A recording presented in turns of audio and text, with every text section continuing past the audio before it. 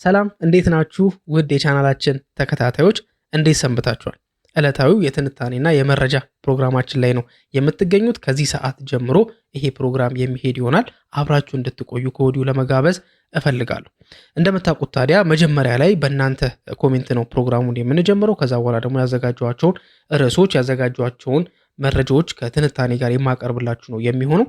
ግን እንደተለመደው መጀመሪያ ከእናንተ ሐሳብ ከእናንተ ኮሜንት ባለፈው ቪዲዮ ላይ ካስቀመጣችሁት ኮሜንት የምጀምር ይሆናል ማለት። አሁንም በድጋሚ ኮሜንት በምትጽፉበት ሰዓት ላይ ስማችሁና የመጣችሁበትን አካባቢ ጽፋችሁ ብትጀምሩ ለእናንተም ሞር ክሬዲት ለመስጠትም ይመቻል። ምክንያቱም ዩዘርኔም ላይ ያለውን ለማንበብ ሞክር ከሆነ ሜቢ በእናንተ ስም ላይሆን ይችላል ወይ ደግሞ በትክክል ላላነበው ይችላለሁና ስማችሁን እንድትጽፉ በድጋሚ ለማስታወስ እፈልጋለሁ። ግን ለኮሜንቶቻችሁ ግን በድጋሚ ለማመስገን እፈልጋለሁ። የመጀመሪያው ኮሜንት የሚለው ምንድነው? እኔ ደግሞ ልንገርህ፣ አሞሪምም ሜኑን ቤንች አድርጎ ነው የተቃጠል ነው፣ እሱም ያልተሳካለት። አሁንም ካሪክ እንደባለፈው ሜኑን ቢተማመንበት ይሻላል፣ ያለበለዚያ መውረዳችን ነው የሚል አስተያየቱን ሰጥቶናል ማለት ነው። ለአስተያየቱም እናመሰግናለን። ሌላኛው ደግሞ በማለዳ ስለ ማንቼ ዜና ስላቀረብክ እናመሰግናለን ይላል። እኔም አመሰግናለሁ። ያው ስም ብትጽፉ ደግሞ ሞር ስማችሁን እየጠቀስኩኝ ለማንበብ ይረዳኛል ብዬ አስባለሁና ግን ለአስተያየትህ እናመሰግናለን። ሌላኛው ደግሞ የተጻፈው ኮሜንት ደግሞ ምንድን ነው የሚለው? ዩናይትድ በእኛ አይምሮ ብቻ ነው ትልቅ ክለብ እንደሆነ የምናምነው እንጂ ተጫዋቾቹና አመራሮች ለዩናይትድ የሚገቡ አይደሉም። ዩናይትድ ወደ በፊቱ ክብሩ ለመመለስ የሚፈልግ ከሆነ ማይክል ካሪክን ከዩናይትድ ማናጀርነት መልቀቅ ይጀምራል የሚል ሐሳብ ሰጥቷል።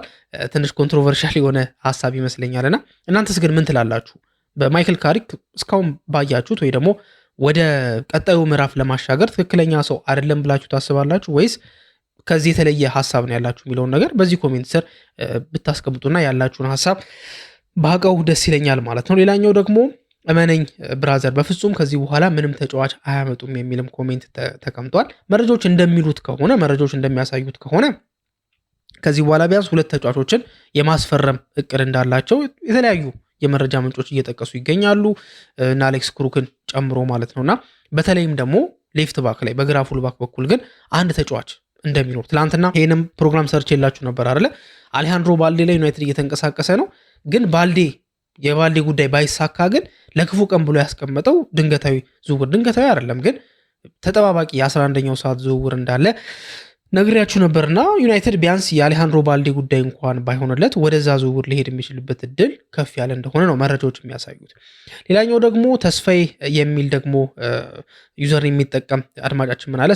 ሰላም በዓለም ሁሉ ያላችሁ የማንቼ ደጋፊዎች፣ እኔ እንደ ማንቸስተር ደጋፊነቴ በጣም የሚያሳዝነኝና የሚያስቆጨኝ ሙሉ ቲሙ ማለት ይቻላል ከብሩኖ በስተቀር በሙሉ ልባቸውና ደማቸውን እየሰጡ አለመጫወታቸው ነው። በተከላካይ እንደ ቪዲች፣ በማጥቃት ደግሞ እንደ ሩኒ ብሎ ሁለቱን እንደ ምሳሌ አድርጎ ጠቅሷል። እንደምታውቁት ቪዲች ለማንቸስተር ዩናይትድ ተጋዳይ የሆነ ነው፣ በተጋዳይነቱ የሚታወቅ ነው። እንዲሁም አንድ አባባል አለው አይደል የሚታወቅበት፣ የተሰበረ አፍንጫህን ልታስተካክለው ትችላለህ፣ ግን አንዴ የተሰበረው ክብርህን ግን መልሰ መጠገን አትችልም ብሎ ተናግሮ ነበር አንድ ጊዜ። በጣም ታክሎቹ ወይ ደግሞ ሙሉ ሰውነቱን ሰጥቶ የሚከላከል ሰው ነውና በዚህ በታጋይነቱ ይጠቀሳል። አድማጫችን ተስፋዬ እንዳልከው ማለት ነው። ሩኒም ደግሞ ለማንቸስተር ዩናይትድ የሌጀንድነት ማዕረግ የሚገባውና የምርም ለክለቡ ያገለገለ ለረጅም ዓመት የቆየ ሲጫወት ደግሞ ከልቡ እንደሚጫወት ከአንዱ ሜዳ እስከ ጥግ ድረስ የሚያካልል እውነተኛ የማንቸስተር ዩናይትድ ተጫዋች እንደሆነ የማንቸስተር ዩናይትድን ስታንዳርድ ሴት ከሚያደርጉ ተጫዋቾች መካከል የሚጠቀስ እንደሆነ ይታወቃልና አድማጫችንም ያለው ይሄኛው ነው ማለት ነው። ሌላኛው ደግሞ ሰላም እንዴት ናችሁ? ማስሬ ነኝ ከሞጆ የሚል አድማጫችን ደግሞ ሙሉ የተከላካይ ስፍራው ለማንቼ አይሆንም ብሎ የተከላካይ ስፍራውን ማስሬ ከሞጆ መቀየር ያለበት እንደሆነና በዚህ ተከላካይ አስጊ እንደሆነ አስቀምጧል ማለት ነው። ሁላችንም የምንጋራበት ሀሳብ ይመስለኛል። ምክንያቱም የተከላካይ መስመሩ ጠንካራ እስካልሆነ ድረስ ወደሚፈለግበት ሌቭል ወደሚፈለግበት ደረጃ ለመድረስ ያስቸግረዋል ማንቸስተር ዩናይትድ። ስለዚህ ተከላካዩ ላይ ሊታሰብበት ይገባል ማለት ነው። ሌላኛው ደግሞ ደረጀ የተባለው ደግሞ አድማጫችን ደግሞ ያንተን ዘገባ ስሰማ የመጀመሪያ ነው፣ በእውነቱ ተመችተኛል፣ በዚሁ ቀጥል የሚል አስተያየቱን ሰጥቶናል። አመሰግናለሁ። ያው ፕሮግራሙን ቅርብ ጊዜ ስለሆነ የጀመርነው እንደዚህ በየዕለቱ ጠዋት 3 ሰዓት ላይ የጀመርነው በቅርብ ጊዜ ስለሆነ ነው። ከዚህ በኋላም ግን የሚቀጥል ነው የሚሆነው። ሁሌ ጠዋት 3 ሰዓት ሲል በዚህ ቻናል ላይ ማንቸስተር ዩናይትድን የተመለከቱ መረጃዎችና ትንታኔዎች የሚኖሩ ነው የሚሆነው። ስለዚህ አድማጫችን ደረጀ እንድታዳምጥ ልጋብዝ እፈልጋለሁ። ለሁላችሁም ነው። ለአድናቆቱ ግን አመሰግናለሁ። ሌላኛው ደግሞ ሀሳብ የድሮ ዩናይትድ አይደለም ያለው፣ ሙሉ የተከላካይ መስመሩ መቀየር አለበት፣ በረኛችን ጀግና ባይሆን ኖሮ 4 ይገባብን ነበር ብሎ ሀሳቡን አስቀምጧል ማለት ነው። ሌላኛው ደግሞ አድማጫችን ከተቻለ ባልዴን በውሰት አምጥተው ሳሊናስም በቋሚ ውል ቢያመጡ ባይ ነኝ፣ ምክንያቱም ሳሊናስ በቀጣይ ለማግኘት ትንሽ ከበድ የሚል ይመስለኛል አቅም ያለው ታዳጊ ስለሆነ ብሎ ሀሳቡን ያስቀምጣል ማለት ነው። ሌላኛው አድማጫችን ደግሞ ካሪክ አጨዋወት ማንበብ አይችልም፣ በሎ ብሎክ የሚጫወት ቡድን ሲገጥመው በራስ ሜዳ ኳስ አብላልቶ ቢወጣ ጥሩ ነበረ ካሪክ ማለት የሚል ትንሽ ጠንከር ያለ ሀሳብ አስቀምጧል። ግን ብቻ በአጠቃላይ ግን በካሪክ ላይ ያለውን ተቃውሞ ነው ያስቀመጠው። ትንሽ ጠንከር ያለ ቃላት ስለሆነ ነው የዘለልኩት። እናመሰግናለን አድማጫችን። ሌላኛው ደግሞ አድማጫችን የኔ ሀሳብ ግን ባልዴን በውሰት አምጥቶ ቀጣይ ዓመት ሌዊስ ሆልን ማምጣት ይሻላል የሚል ሀሳቡን አስቀምጧል ማለት ነውና ይሄም የሚደገፍ ሀሳብ ነው። ከዚህ በፊትም በዚህ በባለፈው ቪዲዮ ላይም ደግሞ ስናነሳው የነበረው ሀሳብ ነው ማለት ነው። ሌላኛው አድማጫችን ደግሞ አብዱልከሪም ነኝ ከወለዲ፣ ለመረጃችሁ እናመሰግናለን። በመጀመሪያ ስምን ብትነግረን፣ በመቀጠል ደግሞ ፉልባክ ላይ የዌስትሃሙን ዲዩፍ እመርጣለሁ፣ በፊዚካልም ሆነ በፊትነሱ እሱ አሪፍ አማራጭ ነው ባይነኝ ብሎ የሆነ ሰዓት ላይ ስሙ ሲያያዝ ነበር ዲዩፍ። አሁን ላይ ግን ስሙ ተቀዛቅዟልና ያንን ተከላካይ እንደሚፈልገው አድማጫችን ተናግሯል። ጥሩ ጥቆማ ነው። ሌላኛው ደግሞ ስምን ብትነግረን ለሚለው ያ ኦፍኮርስ ትክክል ነው። ቪዲዮን ስጀምር ብዙ ጊዜ ስሜን እየተናገርኩኝ አይደለም ጀምሮና ከዚህ በኋላ በሚኖሩት ቪዲዮዎች ላይ የምናገር ነው የሚሆነው። ስሜ ኢዩኤል አለማየሁ ነው። ጆ ብላችሁም መጥራት ትችላላችሁ ባጭሩ። ብቻ ስሜ እንደዛ ነው። ከዚህ በኋላ ግን በየቪዲዮ ላይ አስታውሳችኋለሁ ሞር ፋሚሊያርም እንዲሆን ማለት ነው።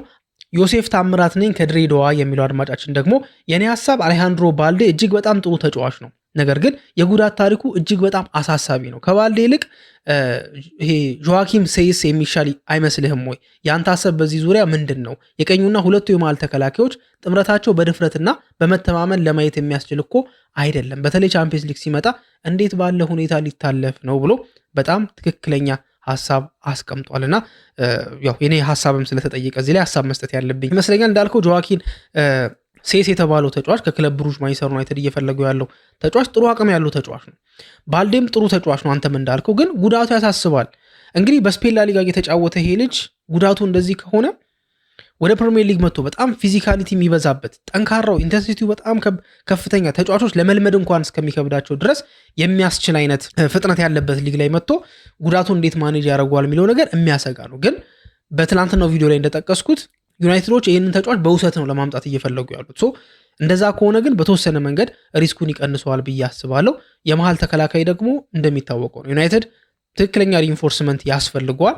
በዚህ ሰዓት ማንን ያስፈርማል የሚለው ነገር እየተጠቀሰ አይደለም፣ ግን የግድ ግን ተጫዋች ያስፈልገዋል። አለበለዚያ ብዙ ችግሮች ናቸው የሚፈጠሩት ብዬ አስባለሁና ካልከው ሀሳብ ጋር የመስማማ ነው የሚሆነው። ቻምፒየንስ ሊግም ስላለ ደግሞ ነገሮችን ከበድ ያደርጋቸዋል።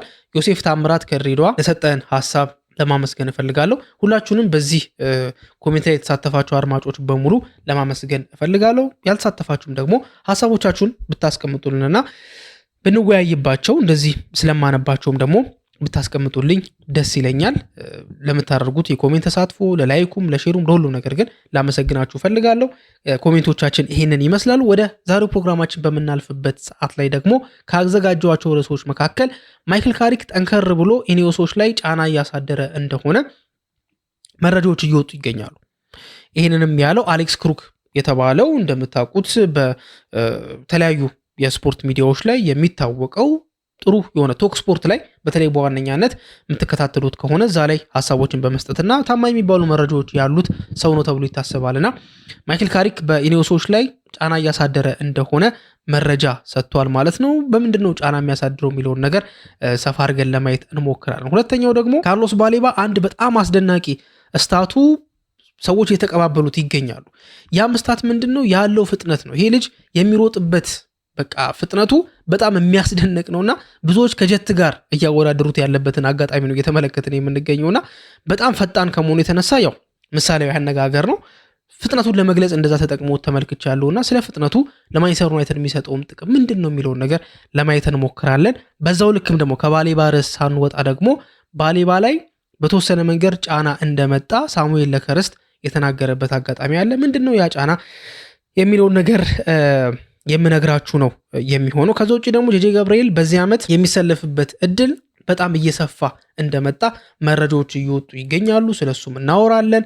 ዩናይትድ ከ50 ሚሊዮን ተጫዋች ጋር እየተነጋገረ ይገኛል። ከማቴታ ጋር ንግግር ጀምሯል የሚለውና የካራቦ ካፕ የማንቸስተር ዩናይትድ ተጋጣሚ ዛሬ ማታ ከሚደረገው ጨዋታ በኋላ ይለያል የሚሉት ጉዳዮች ላይ መረጃዎችን እየሰጠኋችሁ የምንወያይ ትንታኔ የማቀርብላችሁ ነው የሚሆነው። ታዲያ አሁን በጠቀስኩላችሁ ርዕሶች ዙሪያ ሰፋ ያለ መረጃና ትንታኔ የምትፈልጉ ከሆነ ይህንን ቪዲዮ እስከ መጨረሻው ድረስ እንድትከታተሉት እጋብዛችኋለሁ። ለዚህ ቻናል አዲስ ከሆናችሁ ሰብስክራይብ ያደረጋችሁ ቤተሰብ መሆናችሁን እንዳትረሱ። አዲስ ካልሆናችሁና ኦልሬዲ ሰብስክራይብ ካደረጋችሁ ደግሞ ሼር በማድረግ ኮሜንት ላይ ሀሳባችሁን በመጻፍ ላይክ በማድረግ ከኛ ጋር ያላችሁን አብሮነት እንድታሳዩን ለማስታወስ እፈልጋለሁ። ለምታደርጉት ሁሉም ድጋፍ ግን ከወዲሁ ላመሰግናችሁ እፈልጋለሁ። መልካም ቆይታን ተመኘሁ። የመጀመሪያው ርዕሳችን የሚሆነው ማይክል ካሪክ በኢኔዮሶች ላይ ጫና እያሳደረ እንደሆነ አሌክስ ክሩክ ተናግሯል። ጫና እያሳደረ የሚገኘውም ማንቸስተር ዩናይትድ ተጫዋቾች ያስፈልጉታል በሚል ዙሪያ ነው። አሌክስ ክሩክ በሚለው ከሆነ ወይ ደግሞ እሱ በደረሰው መረጃ ከሆነ ካሪክ በዋነኛነት ጠንከር አድርጎ እየተናገረ የሚገኘው ወይ ደግሞ እየጠየቀ ያለው የፉልባክ ቦታ ላይ ፉልባክ ላይ ተጫዋች እንደሚያስፈልግ ነው። ግን ፉልባክ ብቻ ብሎ አይደለም አሌክስ ክሩክ የተናገረው፣ ግን የሚመስለውን ነው በሱ በኩል የተናገረው። ምናልባት ማይክል ካሪክ መሀል ተከላካይ ያስፈልጋል የሚል ርዕስ አንስቶ ሊሆን ይችላሉ የሚል ሀሳቦች የተነሱ ይገኛሉ። ዩናይትድ ቤት እንደምታውቁት ያስፈልጓል እየተባሉ ያሉት ቦታዎችና አክቹዋልም ደግሞ የሚያስፈልጉት ቦታዎች ሙሉ በሙሉ ተመጣጥነዋል ማለት አይቻልም አይደለ? የሚድፊልዱ ሪቢውልድ ካርሎስ ባሌባ ከፈረመ በኋላ ትናንትና ያው ይፋ ተደርጓል። ዝውውሩን ሰምታችኋል ብዬ አስባለሁ።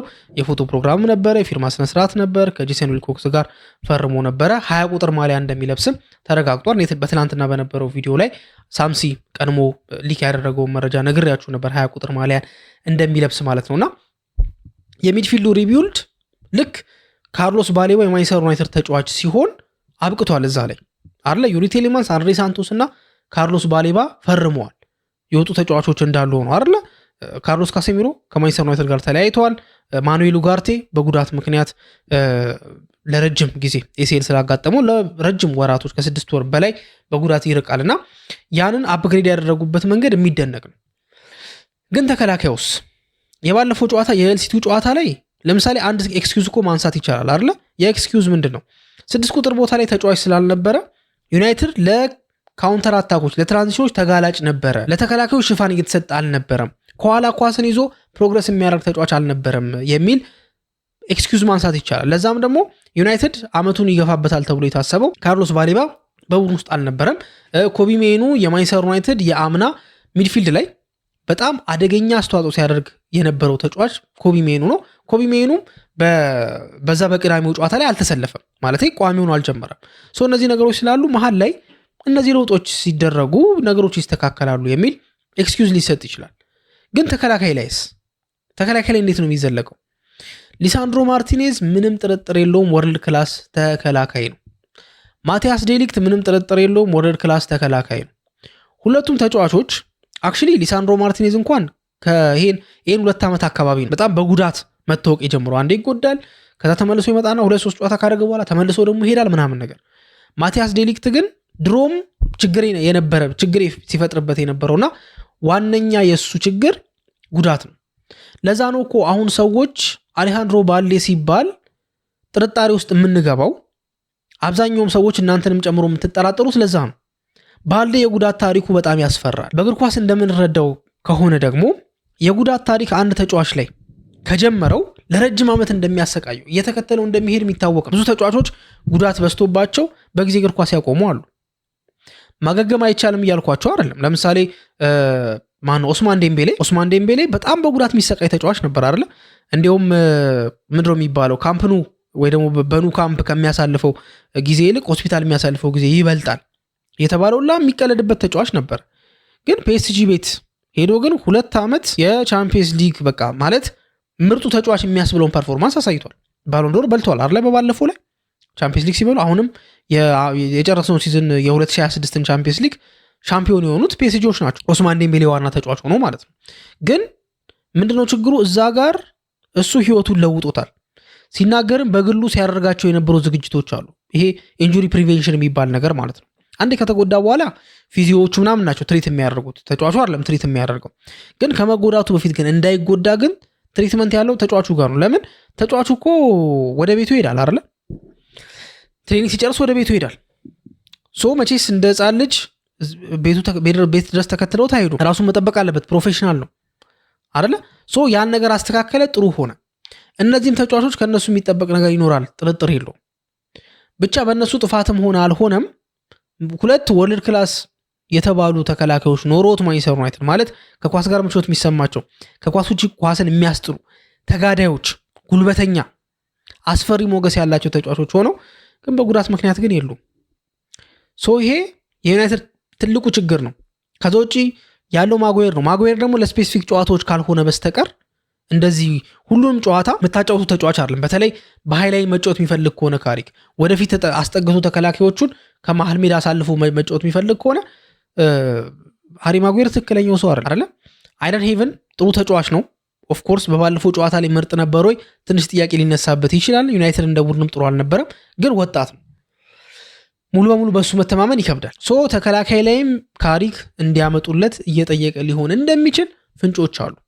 በእርግጥ እንደዚህ ነው የተባለ ነገር የለም። አሌክስ ክሩክም የሚመስለኝ ፉልባክ ነው ብሎ ነበር ተናግሮ የነበረው።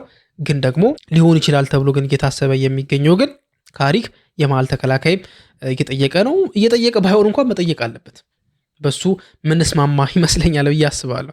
ሌላኛው ደግሞ ስለ ካርሎስ ባሌባ የማንቸስተር ዩናይትድ የመሃል ተጫዋች ሶስተኛው ፈራሚ በጣም አንድ አስደናቂ ስታት በ2024-25 የውድድር ዘመን ላይ አስመዝግቦ ነበር። እንግዲህ 2024-25 ሲባል በተደጋጋሚ ሰምታችኋል ብዬ አስባለሁ አይደለ? ከካርሎስ ባሌባ ጋር።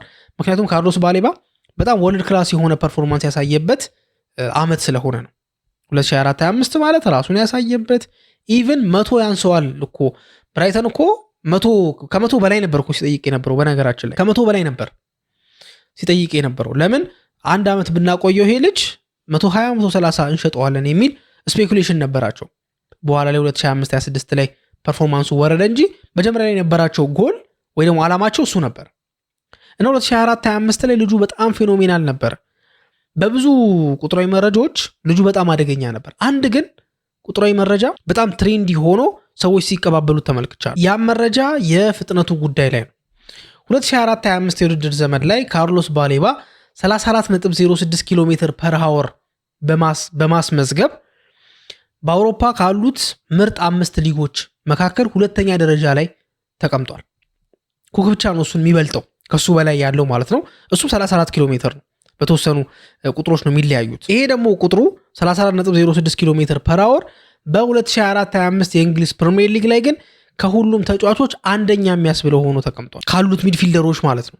እና ይሄ ፍጥነቱ ታዲያ ምንድን ነው የሚጠቅመው የሚል ሀሳብ ካነሳን ብዙ ጊዜ ፍጥነት የሚገናኘውና ጥቅም ይሰጣል ምናምን ሲባል የምንሰማው ከዊንገሮች ጋር ነው አይደለ? ክንፍ ላይ ለሚጫወቱ የክንፍ አጥቂ ሊሆኑ ይችላሉ፣ የክንፍ ተከላካይ ሊሆኑ ይችላሉ ኦር ሰምቲንግ። 6 ቁጥር ቦታ ላይ ለሚጫወት ተጫዋች ግን በተለይ ታይፓቸው ይለያያል። በእርግጥ አሁን ለምሳሌ ሰርጂዮ ቡስኬትስ 6 ቁጥር ቦታ ላይ ነው የሚጫወተው አይደለ?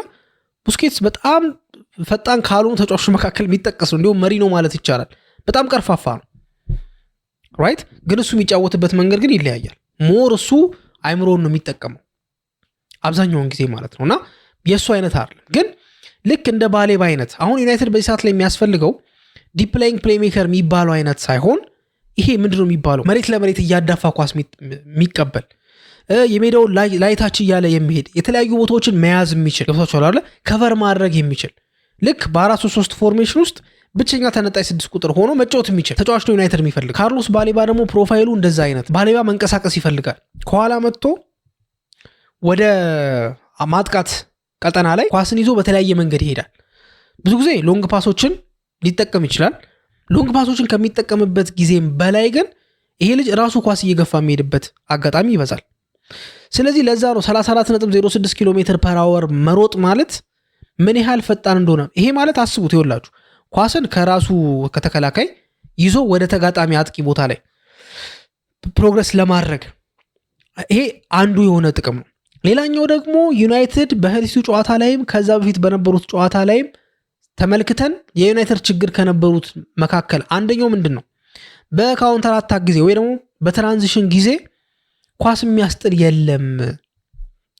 በትራንዚሽን ጊዜ ማለት ደግሞ የመሃል ተጫዋቹ ተከላካይ አይደል ዩናይትድ በሚያጠቃበት ሰዓት ላይ ተከላካዮቹ ጋር አይቆምም መጥቶ ከተከላካዮቹ ወደፊት ተጠግቶ ነው የሚሄደው እንዳስፈላጊነቱ ማጥቃቱንም የሚያግዝ ነው ዘመናዊ 6 ቁጥር ተጫዋች ማለት ማጥቃቱንም የሚያግዝ ነው እንደ ሮድሪ አይነት ተጫዋች ሲቲ እኮ በሚያጠቃበት ሰዓት ላይ እሱም ወደፊት ለፊት ይሄዳል አይደል እንዴ ተከላካይ ላይ ቆሞ ይቀራል እንዴ እሱ ቆሞ አይቀርም ሄዶ ያግዛል ግን ድንገት ኳስ ሲነጠቁ ግን በፍጥነት መመለስ መቻል አለበት ሃሪ ማጓየር ለምንድነው ለማንቸስተር ዩናይትድ በሃይላይን መጫወት የሚፈልግ ከሆነ ለካሪክ አይሆነውም እየተባለ ያለው ለምንድነው ፍጥነት ስለሌለው ነው አይደል ሮጦ ልክ ኳስ በሚነጠቁበት ሰዓት ላይ ለካውንተር ተጋላጭ ይሆናል ዩናይትድ ተመልሶ እነሱ ላይ እስከሚደርስ ድረስ እነሱ ኦሬዲ አደገኛ ቦታ ላይ ይቀመጣሉ ለምን ፍጥነት ስለሌለው ለዛ ነው የሚሮጡ ተጫዋቾች እንደ ሊሳንድሮ ማርቲኔዝ እና ዴሊክት በዛ ቦታ ላይ ቢሰለፉ ዩናይትድ እንደ ልቡ ዘመናዊ እግር ኳስን አፕላይ ለማድረግ ይጠቅመዋል የሚባለው እኮ ለዛ እኮ ነው ሌላ አይደለም ስለዚህ የዚህ ልጅ ፍጥነት ለማንቸስተር ዩናይትድ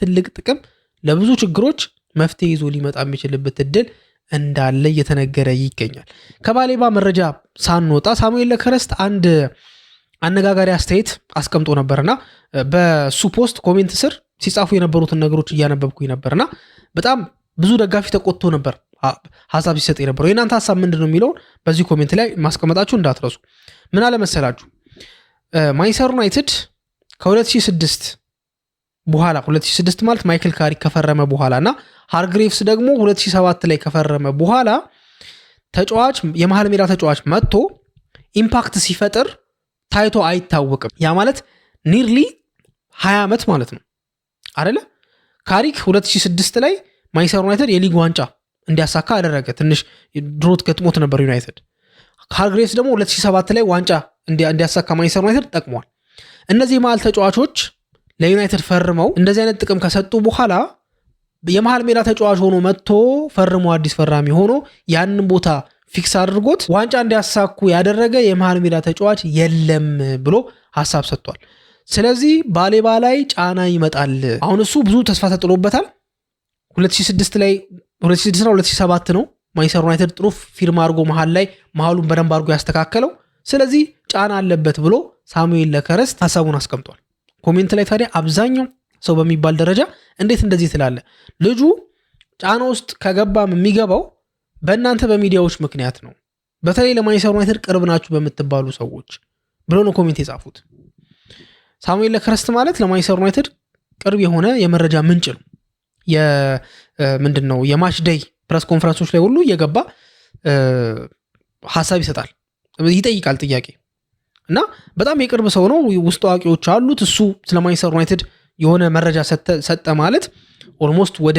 እርግጠኝነት ወይ ደግሞ ወደ ትክክለኝነት የሚያመራ ሶ እንዴት ልጁ ገና ሳይመጣ እንደዚህ አይነት ወሬዎች መወራት ይጀምራል እንደዚህ ሐሳቦች እንዴት ተሰጣለ በተለይ ለማንቸስተር ዩናይትድ ቅርብ ሆነ ብለው አብዛኞቹ ነበረ ሲተቹት የነበረውና ማንቸስተር ዩናይትድ ቤት መምጣት አንደኛው በጣም ቻሌንጅ ከሚያደርጉ ተጫዋቾችንም አሰልጣኞችንም ቻሌንጅ ከሚያደርጋቸው ነገሮች መካከል አንደኛው የሚዲያው ጫና ነው የክለቡ ስራዎቹ ምናምን ኦፍ ኮርስ እንደ ትልቅ ክለብ የተወሳሰቡ ናቸው ይከብዳል በተለይ በማናጀር ሌቭል ከሆነ ደግሞ ያለው ጫናው ተባስቶ ምናምን ነው የሚመጣው በስቶ ምናምን ነው የሚመጣው ራይት ሶ እሱ እንዳለ ነው ተጫዋቾችን ማኔጅ ማድረግ ትልቅ ክለብ ነው ማንቸስተር ዩናይትድ ስለዚህ ትልቅ ክለብ ውስጥ ትልቅ ቡድን ነው የሚኖረው ትልቅ ሜንታሊቲ ያላቸው ተጫዋቾች ናቸው ኢጎ ያላቸው ናቸው እነሱ ማስተካከል ከባድ ነው ደጋፊው ኤክስፔክቴሽን አለው ለምን ሰር አሌክስ ፈርጉሰን ይዞት የመጣው ቡድን በጣም አስፈሪ ቡድን ማንቸስተር ዩናይትድ አደረጉት ከሚባሉ አሰልጣኞች መካከል ከነሰር ማት በዝቢ ጋር የሚጠቀስ ሰው ነው ሰር አሌክስ ፈርጉሰን ማለት ሶ ያንን ነገር አድርጎ ማንቸስተር ዩናይትድን ለሆነ ኤክስፔክቴሽን ዳርጎታል ደጋፊው ደግሞ ያን ኤክስፔክቴሽን ማስቀጠል ይፈልጋል ሶ ያን ኤክስፔክቴሽን ለማሟላት ራሱን የቻለ ችግር ነው ሚዲያ ግን ሌላ ከባዱ ነገር ነው ምክንያቱም ብዙዎቹ ማንቸስተር ዩናይትድን እያነሱ ነው አብዛኞቹ ፕሮግራም የሚሰራው ስለዚህ ይሄ ነገር ጫና ውስጥ ይከታል እንግዲህ ካርሎስ ባሌባ ገና ካሁኑ እንደዚህ አይነት ጫና ውስጥ የገባበት መንገድ አለ ይሄንን ጫና ታዲያ ፊል እንዳያደርግ የቡድን ጓደኞቹ በተለይም አምበሎቹ ይሄ ነገር ይመለከታቸዋል አሰልጣኙም ደግሞ ይሄ ነገር ይመለከታል ለልጁ በጣም ላይክ ሊችለው መጀመሪያ ለፈርስት ኢምፕሬሽን ማለት ነው በጣም ዘሞስት ሚኒማል የሚባል ኃላፊነቶች ነው ሊሰጡት የሚገባው ከዛ ኮንፊደንሱን ቢልድ እያደረገ ይሄዳል ታስታውሱ እንደሆነ ሰኔ ላምንስ መጀመሪያ የመጀመሪያ ጨዋታውን ሲያደርግ በሰንደርላንድ ጋር ነበር ጨዋታውን አድርጎ የነበረው። በክሊንሺት ነው የወጣው።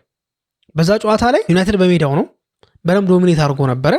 ቤዚክ ነገሮችን ነበር ሲያደርግ የነበረው። ላይክ አየር ላይ ኳሶችን በአግባቡ ይይዛል። ፖዚሽኒንጉ ጥሩ ነው። የቆመ ኳሶች እንደ በፊት ዩናይትድ አይቀለድበትም። ቤዚክ ነገር ነበር ሲያደርግ የነበረው። እንዲሁም አይ ቲንክ ማን ነው ዣካ የሞከራት አንድ ከበድ ያለች ኳስ ነበረች ከሩቅ የተሞከረች እና ከዛ ውጭ ያን ያህል የሚያሰጉ ሙከራዎች ራሱ አልተደረጉም ነበር።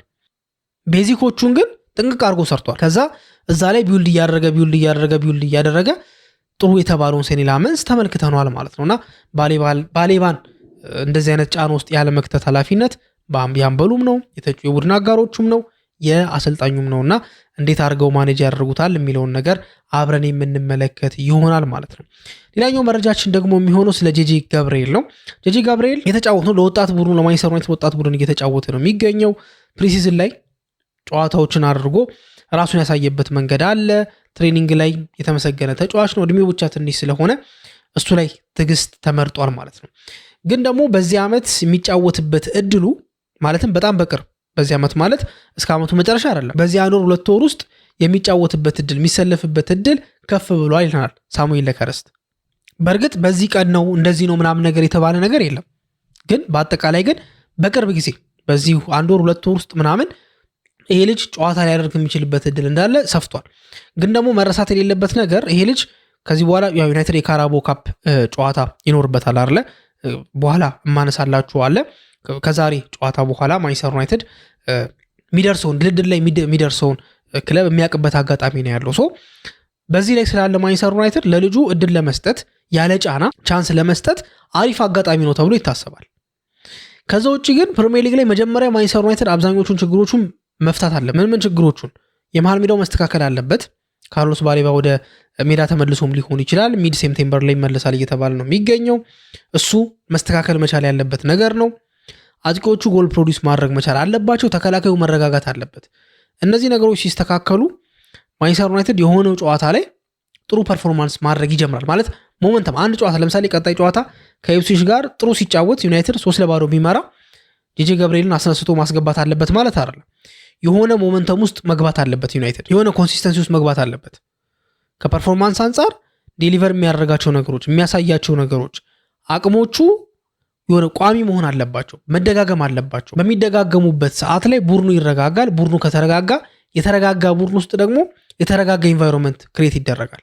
በዛ የተረጋጋ ኢንቫይሮንመንት ውስጥ ወጣቶች ያድጋሉ። ልክ ራፋኤል ቫራን እንዳለው ማለት ነው። እኔ ወጣት ሆኜ በመጣበት ሰዓት ላይ ማድሪድ ኦልሬዲ ሲኒየር ተጫዋቾች ነበሩት። ስለዚህ ዴቨሎፕ ለማድረግ አልተቸገርኩም። ምክንያቱም ፎከሱ አቴንሽኑ ምናምን ከኔ ዙር ይላል። አቴንሽኑን ብሌሙን ሁሉ ነገር የሚወስዱት የኔ ሲኒየር ተጫዋቾች ናቸው። ሶስቱ ለኔ ጠቅሞኛል። ማንቸስተር ዩናይትድም እንደዚህ አይነት ነገር ያስፈልጓል ብሎ ተናግሮ ነበር። ጄጄ ገብርኤል በቃ የራሱን አቅም እንዲያሳይ ከተፈለገ ጥሩ ተጫዋች እንዲሆን ከተፈለገ የግድ ማንቸስተር ዩናይትድ ቡድኑ መረጋጋትን ማሳየት መቻል አለበት። ቡድኑ መረጋጋት አለበት። ቡድኑ ሲረጋጋ ጄጄ ገብርኤል መጫወት ይጀምራልና የሚጫወትበት ጊዜ ግን በጣም እንደተቃረበ ሳሙኤል ለከርስት ስለ ማንቸስተር ዩናይትድ ወቅታዊ ጉዳዮች በሚያነሳበት ሰዓት ላይ ተናግሯልና በቅርቡ ጄጄ ገብርኤልን በማንቸስተር ዩናይትድ ዋናው ቲም ውስጥ ልንመለከተው የምንችልበት እድል ሰፊ ነው ተብሎ ይታሰባል ማለት ነው። ሌላኛው መረጃ ደግሞ ማንቸስተር ዩናይትድ 50 ሚሊዮን ፓውንድ የተገመተውን ተጫዋች ከክሪስታል ፓላስ ለማስፈረም እንቅስቃሴ እያደረገ እንደሆነ ግራይም ቤይሊ የተባለ እውቅ ጋዜጠኛ ሞር ሀሳቦቹ ኮንክሪት የሆኑ ናቸው፣ መረጃዎቹ በተወሰነ መንገድ አኩሬት የሆነ ጋዜጠኛ ነውና እሱ ተናግሯል። ይሄ ነገር የማንቸስተር ዩናይትድ ባለስልጣናት በፕሪሚየር ሊግ ውስጥ ነው ተጫዋች እየፈለጉ የሚገኙት በዚህ ሰዓት ላይ ላሉባቸው ችግሮች እንደ መፍትሄ ይሆን ዘንድ እያሳደዱ የሚገኙ ወይ ደግሞ እያሰሱ የሚገኙት ፕሪሚየር ሊግ ውስጥ ያሉ ተጫዋቾችን ነው። በሚያስሱበት ሰዓት ላይ ፕሪሚየር ሊግ ውስጥ ካሉ ተጫዋቾች መካከል እስማኤል አሳር የተባለው የክሪስታል ፓላስ ተጫዋች ይጠቀሳል። ስለ እስማኤል አሳር ከዚህ በፊት በነበሩ ፕሮግራሞች ላይ 1-2 ፕሮግራም ላይ ጠቅሼዋለሁ ብዬ አስባለሁ። ጀስት ዩናይትድ ፈላጊው ነበር፣ የሱ የተለያዩ እንቅስቃሴዎች ሲደረጉ ነበረ። እሱም ፍላጎት አለው። የፕሪሚየር ሊግ ልምድ ያለው ተጫዋች ነው። ከምንም በላይ ደግሞ የፕሪሚየር ሊግ ልምድ መኖሩ ብቻም ሳይሆን የሚጫወትበት ቦታ በቀኝ በኩል መጫወት ይችላል እንዳስፈላጊነቱ፣ በግራ በኩል መጫወት ይችላል እንዳስፈላጊነቱ፣ 10 ቁጥር ቦታ ላይ መጫወት ይችላል እንዳስፈላጊነቱ። 9 ቁጥር ቦታ ላይ መጫወት ይችላል እንዳስፈላጊነቱ። እነዚህ ቦታዎች ላይ መጫወት ይችላል ይሄ ልጅ። ስለዚህ ሳር ማንቸስተር ዩናይትድን የሚቀላቀል ከሆነ 3-4 ቦታዎችን መሙላት የሚችል ተጫዋች ነው ማለት ነው። ልክ ማንቸስተር ዩናይትድ ፉልባክ ለማስፈረም በሚፈልግበት ሰዓት ላይ የሆነ ወቅት ላይ ቨርሳታይል የሆነ የተለያዩ ቦታዎች ላይ መጫወት የሚችል ማለትም ፉልባኩ ላይ መጫወት እንደሚችለው ሁሉ ወይ አንድ ቦታ ተጨማሪ በብቃት መጫወት የሚችል ለምሳሌ ሉክሾ የማይጎዳ ተጫዋች ነው ብለን አስዩም ብናደርግ ፉልባክ ላይ መጫወት ይችላል አይደለም። ከዛ በኋላ ደግሞ ተከላካይ ላይ ደግሞ መጫወት ይችላል። መሀል ተከላካይ ሆኖ መጫወት ይችላል፣ ፉልባክ ላይ ደግሞ መጫወት ይችላል። ስለዚህ ሁለት ቦታዎችን ከቨር ማድረግ ይችላል ማለት እንደ አስፈላጊነቱ። አሁን እንደዚህ አይነት ተጫዋቾች ሞር ትሬንድ እየሆኑ ነው አይደለ? አብዛኛውን ክለብ ከተመለከታችሁ የሆነ ተጫዋች የተለያዩ ቦታዎች ላይ መጫወት ይችላል። ለምሳሌ ማንቸስተር ሲቲ ቤት ማርክ ጊሄ የተባለው ተጫዋች ምንድነው የመሀል ተከላካይ ነው፣ ግን ከበርንሞዝ ጋር በነበረው ጨዋታ ከተመለከታችሁት ጌሂ 6 ቁጥር ቦታ ላይ ሲጫወት ነበር ራይት። ኒኮ ራይሊ ክንፍ ላይ ሲጫወት ነበር፣ 10 ቁጥር ቦታ ላይ ሲጫወት ነበር። ይሄ ነገር የተለመደ ሆኖ መጥቷልና ኢስማኤል አሳርም በማንቸስተር ዩናይትድ ባለስልጣናት ዘንድ እንዲወደድ ካደረጉት ባህሪያቶቹ መካከል የተለያዩ ቦታዎች ላይ መጫወት ስለመቻሉ ነው። ዩናይትድ ደግሞ ገና ቢውልድ እየተደረገ ያለ ቡድን ነው። ቢውልድ እየተደረገ ያለ ቡድን ደግሞ የተለያዩ ቦታዎች ላይ ክፍተት ሊኖርበት ይችላል። ተጫዋች ሊያንሰው ይችላል፣ ተጫዋች ሊጎሎ ይችላል። ስለዚህ እንደ ሳር አይነት የተለያዩ ቦታዎች ላይ መጫወት የሚችሉ ለዛውም በብቃት የተሰጣቸውን ኃላፊነት መወጣት የሚችሉ ተጫዋቾች ዩናይትድ ይፈልጋልና እንደዚህ አይነት ተጫዋች ደግሞ በሚያሳደድበት ሰዓት ላይ ፈልጎ ካገኛቸው ተጫዋቾች መካከል እንደዚሁም ደግሞ አንዳንድ እንቅስቃሴዎች ከተደረጉበት ተጫዋቾች መካከል እስማኤል አሳር ይጠቀሳል ማለት ነው። ፕሪሚየር ሊግ ላይ ቆይተዋል። ከዋትፎርድ ጋር በፕሪሚየር ሊግ የምናውቀው ተጫዋች ነው። ከክሪስታል ፓላስ ጋር ሲጫወት ጥሩ ተንቀሳቅሷል። በፈረንሳይ የተጫወተ ተጫዋች ነው። ለማርሴ ተጫውቶ ነበረ። በወርልድ ካፕ ላይ ጎሎችን ሲያስቆጥር አይተነዋል። ለሴኔጋል ብሔራዊ ቡድን ተጫውቶና ጎል የማስቆጠር ብቃቱም ያስደንቅ ነው። አሁን በጠቀስኩላችሁ ቡድኖች ውስጥ ይሄ ልጅ የሚጫወትበት ቦታ የተለያየ ነው። እንደየቡድኑ ሁሉ የተለያዩ ቦታዎችን ከቨር ሲያደርግ ነበር። በቀኝ ክንፍ የተጫወተበት ቦታ ክለብ ነበር፣ በግራ ክንፍ የተጫወተበት ክለብ ነበር። 10 ቁጥር ቦታ ላይ 9 ቁጥር ቦታ ላይ የነበረ ነበርና ዩናይትድ እስማኤል አሳር ለማስፈረም እየተንቀሳቀሰ ነው። ምን ተገኝቶ ነው? አዲስ ነገር ምን ተፈጥሮ ነው ዩናይትድ ሳርን የሚያስፈርመው የሚል ሀሳብ ከተነሳ ወይ ደግሞ ወሬው አክቹሊ ሊያስፈርም አይደለም፣ እንቅስቃሴ እያደረገ ነው፣ ንግግሮች ተጀምረዋል ነው የተባለው እንጂ ሊያስፈርም ነው አይደለም የተባለው። ግን ለምንድን ነው ይሄን ነገር አሁን እንደ አዲስ እየተነሳ የሚገኘው? የሆነ ሳሌ ተተው ነበረ የሚል ጥያቄ ይነሳል አይደለ? መልሱ የሚሆነው ምንድነው? በዚህ ሰዓት ላይ ዩናይትድ አጥቂ ያጣል። ጆሹዋ ዘርክዚ ከዩናይትድ ጋር ይለያያል ተብሎ ይጠበቃል። ቪላ ይፈልገዋል፣ ጁቬንቱስ ይፈልገዋል፣ ናፖሊ ይፈልገዋል፣ ኤሲ ሚላን ይፈልገዋል፣ ሮማ ይፈልገዋል። ስለዚህ ከነዚህ አንዱ አያጣም።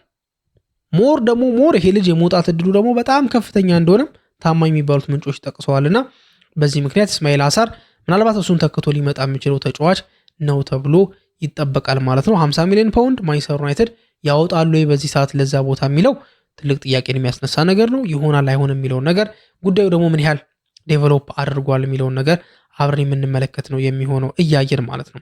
ከክሪስታል ፓላስ ዜና ሳንወጣ ቲምቶክ በዘገበው መሰረት ማንቸስተር ዩናይትድ ከማቴታ ጋር ንግግር ጀምረዋል ብሎ መረጃ ይዞ ወጥቷል።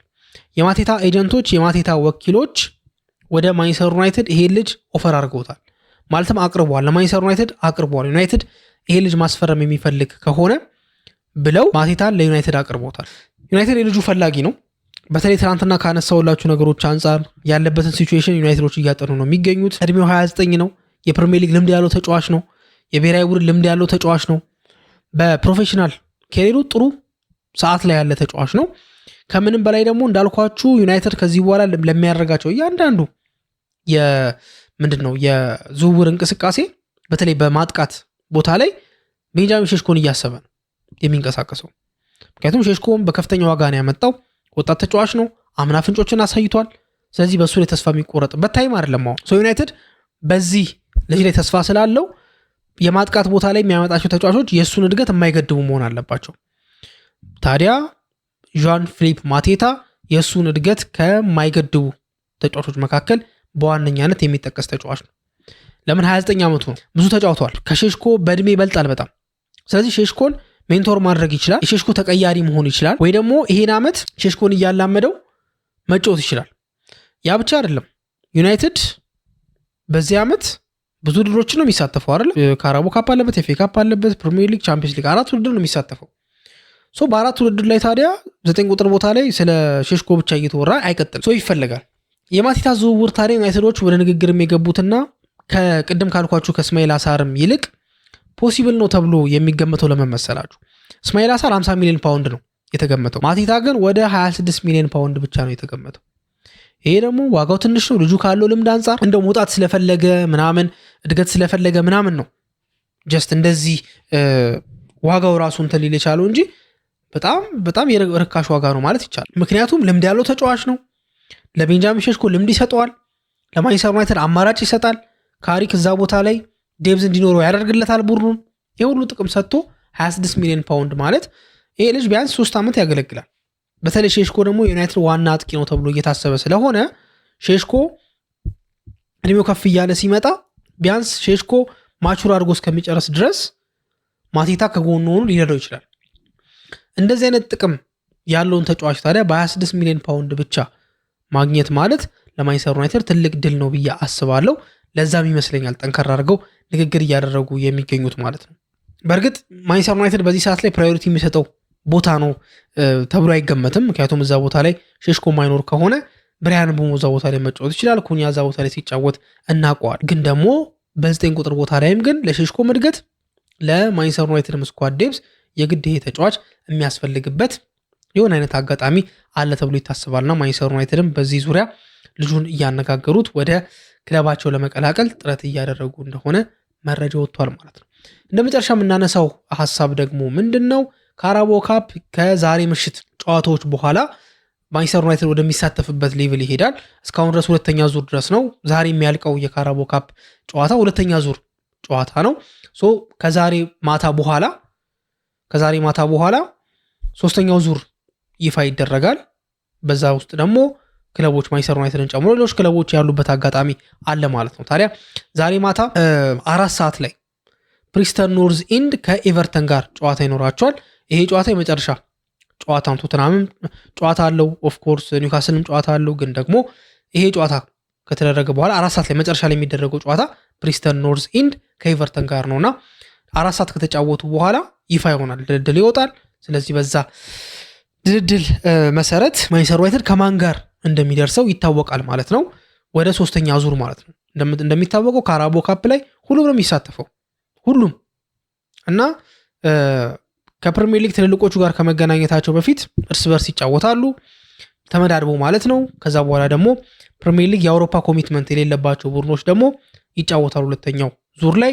ከዛ በኋላ የአውሮፓ ኮሚትመንት ያለባቸው ቡድኖች ደግሞ ሁለተኛውን ዙር ካለፉት ጋር በሶስተኛ ዙር የሚጋጠሙ ነው የሚሆነው። አጠቃላይ 32 ክለቦች ናቸው የሚቀሩት። ከ32ቱ 23ቱ ሁለተኛው ዙር ላይ ተፋልመው ሁለተኛው ዙር ላይ ተጫውተው አልፈው የሚመጡ ናቸው 23ቱ ማለት ነው። የተቀሩት 9ኙ ደግሞ የአውሮፓ ኮሚትመንት ያላቸው ማለት ዩሮፓ ሊግ፣ ቻምፒየንስ ሊግ፣ ኮንፈረንስ ሊግ ያሉ ቡድኖች እነዚህ 9ኞቹ በዚህ ዓመት 9 የእንግሊዝ ቡድን እንደሚጫወት ይታወቃል በአውሮፓ ላይ። እነዚህ 9ኞቹ ደግሞ ይቀላቀሉና ከ23ቱ ጋር ተቀላቅለው 32 ይሆናሉ። ስለዚህ 32 ቡድን ይሆንና ይጫወታሉ ማለት ነው። ከፕሪስተን ኖርዝ ኢንድ እና ኤቨርተን ጨዋታ በኋላ ማንቸስተር ዩናይትድ በካራቦ ካፕ ከማን ጋር እንደሚገናኝ ማወቅ ይቻላል። ካራቦ ካፕ ባለፈው ዓመት ለማንቸስተር ዩናይትድ ጥሩ ትዝታ አልነበረውም። ከግሪምስቢ ታውን ጋር 2-2 በሆነ አቻ ውጤት ከተጠናቀቀ በኋላ በፔናልቲ ማንቸስተር ዩናይትድ ተሸንፎ ከውድድሩ እንደተሰናበተ ይታወቃል። ከካራቦ ካፕ ብቻ አይደለም ከኤፍኤ ካፕም ገና በመጀመሪያው ጨዋታው ከብራይተን ኤንድ ሆቭ አልቢዮን ጋር በነበረው ጨዋታ ነበር ማንቸስተር ዩናይትድ ተሸንፎ ሊወጣ የቻለው። ዳረን ፍሌቸር ማንቸስተር ዩናይትድን የመራበት የመጨረሻ ጨዋታ ነበረ ጊዜያዊ አሰልጣኝ ሆኖ። ከዛ በኋላ ማይክል ካሪክ ወደ ማንቸስተር ዩናይትድ መጣ። ከዛ በኋላ ፕሪሚየር ሊጉ ላይ በሙሉ አቅሙ ሄዶበት ለቻምፒየንስ ሊግ ለማለፍ ችሏል እና ይህንን ታሪክ መፋቅ መቻል አለበት። 2023 ላይ ዋንጫውን አሳክቶት ነበረ። ለካሪክም ይህ ዋንጫ ትልቅ ጥቅም አለው። ምክንያቱም እዚህ ዋንጫ ላይ ኮስተር ብሎ የሚጫወት ከሆነ አይን ገላጭ የሆነ ዋንጫ ፔፕ የመጀመሪያ ዋንጫው ይሄ ነበረ። ይህን ዋንጫ አሳክቶ ነበር። በፕሪሚየር ሊግ ምድር መጥቶ በእንግሊዝ ምድር መጥቶ ያሳከው የመጀመሪያ ዋንጫ ካራቦ ካፕ ነበር። ከዛ በኋላ ፕሪሚየር ሊጎች የተከታተሉ መጡ። ቻምፒየንስ ሊግ መጣ። ከዛ በኋላ ያለው ነገር ምንድን ነው? ለካሪክም ይጠቅመዋል ማለት ነው። ካሪክም አይን ገላጭ የሆነ ዋንጫ ይሆንለታል። ለሱ ለወደፊቱ ለቡድኑም ደግሞ ሳይኮሎጂ ጥቅም ይሰጣል ተብሎ ይታሰባል። ዛሬ ማታ ላይ ታዲያ ማንቸስተር ዩናይትድ ከማን ጋር እንደሚደርሰው ይፋ ይሆናል ማለት ነው። የናንተ ሀሳብ ምንድን ነው የሚለውን ነገር ደግሞ በኮሜንት ሴክሽን ላይ አስቀምጡልን። ስለ ባሌባ ፍጥነት፣ ስለ ጄጄ ጋብርኤል ባሌባ ጫና ውስጥ ነው አይደለም የሚለው ነገር፣ እስማኤል አሳር እና ዣን ፊሊፕ ማቴታ ወደ ማንቸስተር ዩናይትድ ቤት መምጣት አለባቸው የለባቸውም በሚለው ዙሪያ ኮሜንት ላይ ሀሳቦቻችሁ እንድታጋሩን ለማስታወስ ፈልጋለሁ። እስካሁን ድረስ አብራችሁን ስለቆያችሁ እናመሰግናለን። በቀጣይ ፕሮግራም እስከምንገናኝ ድረስ መልካም ጊዜ ይሁንላችሁ።